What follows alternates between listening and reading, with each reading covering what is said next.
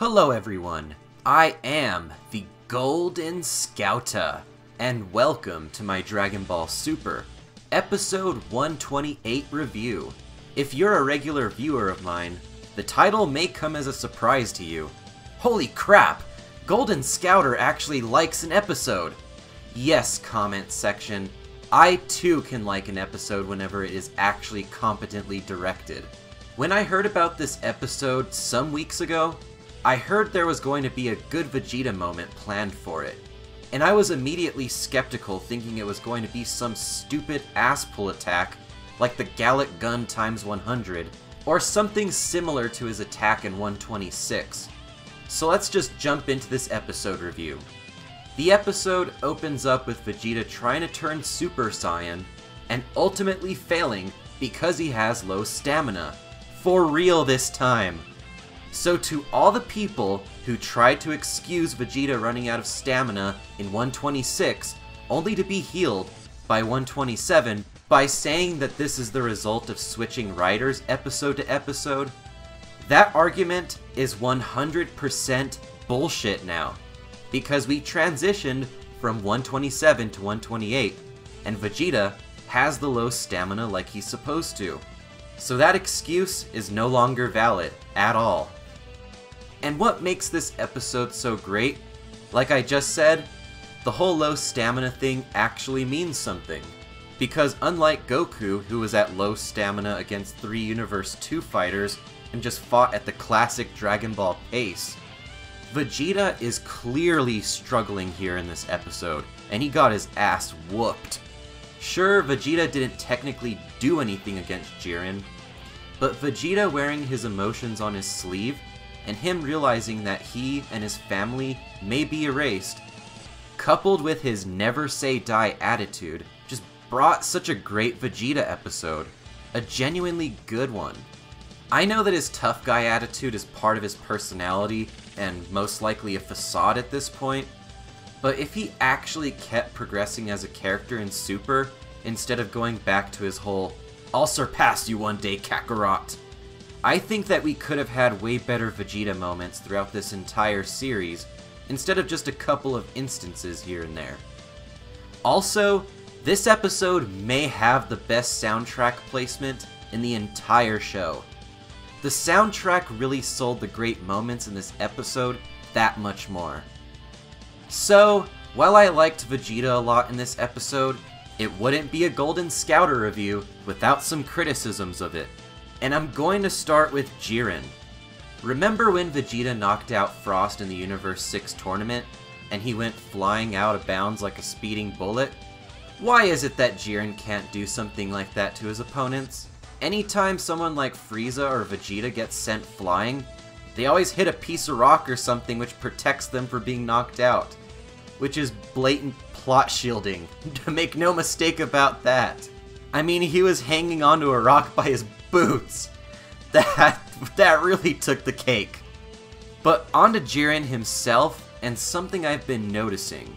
Ever since Toppo was defeated, Jiren has been a real asshole to everyone. Calling his teammates pathetic, telling the Clown God of Destruction to shut up, calling Universe 7 weaklings, and spitting in the face of number 17's sacrifice.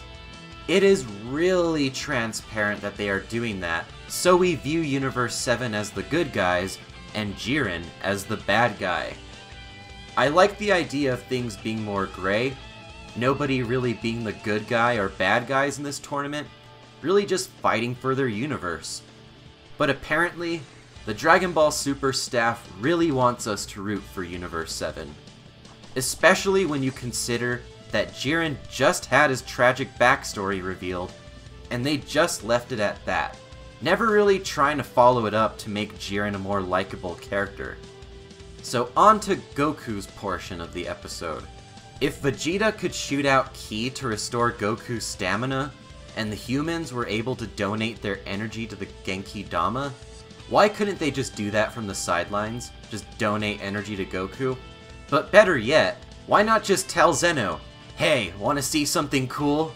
and just throw Goku a senzu? Way easier than that. But Vegeta shooting out Ki and restoring Goku's stamina made me laugh. When watching movie 8, I was always saying, there's no way anything can ever top the stupidity of base half-dead Saiyans giving Goku enough energy to one-punch Broly. That wasn't a challenge, Super! But on to my main problem with the episode. Ultra Instinct's trigger, again, makes no sense, and it is even more confusing than ever. I thought the way it was triggered was the body instinctually responding to a really high level of power. So why was it triggered when Goku is thinking and reflecting on people? Ultra Instinct is about movement without thinking, and running off instinct. So him gaining Ultra Instinct by thinking really hard kinda flies in the face of what we were told about it. Especially since the other 2 times, it was gained by responding to being hit by the Genki Dama and Kefla's high level of power. What was Goku thinking during those times? That's a rhetorical question, but at least Ultra Instinct itself continues to be really cool. And one very last thing, not really a criticism, but just something I find funny. Goku thinking of Freeza. You gotta love how delusional Goku is into thinking Freeza is his friend or something, and actually supports him. So, for my overall rating for this episode, I will give it a 4 out of 5.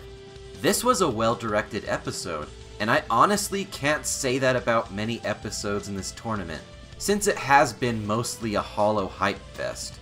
I'll take genuine character moments like what we had this episode, and simple, well-choreographed melee fights, over those hype fest ass-pull episodes any day of the week. I know some people thought Vegeta was disrespected because they thought he was being too sentimental, but I just don't see it, since he did sacrifice his life for his family during the Majin Buu arc, and by the end of Z, he seems to have completely calmed down and is pretty much a family man at that point. And this is what Vegeta's character is working towards, since after all he did give up being better than Kakarot during the Kid Buu fight. So I have no problem with him wanting to be the best he could possibly be, since that's how he was handled in GT, but Vegeta was outmatched in this fight. And I just like what the episode was going for, and I thought it did it well. But after all, opinions are like assholes, and this is just one guy's review. So, in a couple weeks from now, we're on to the very last fight of the series, and I'm actually feeling pretty optimistic about it being a good one. But there is also the whole thing about Freeza still being in the ring. To all of you that are theorizing that Freeza may get the wish on the Super Dragon Balls, your theory is getting stronger, especially if the fight ends in a double knockout. And that does it for my review of Dragon Ball Super Episode 128. Let me know what you thought of the episode down below in the comments section. And with that, thank you for watching, and have a great day.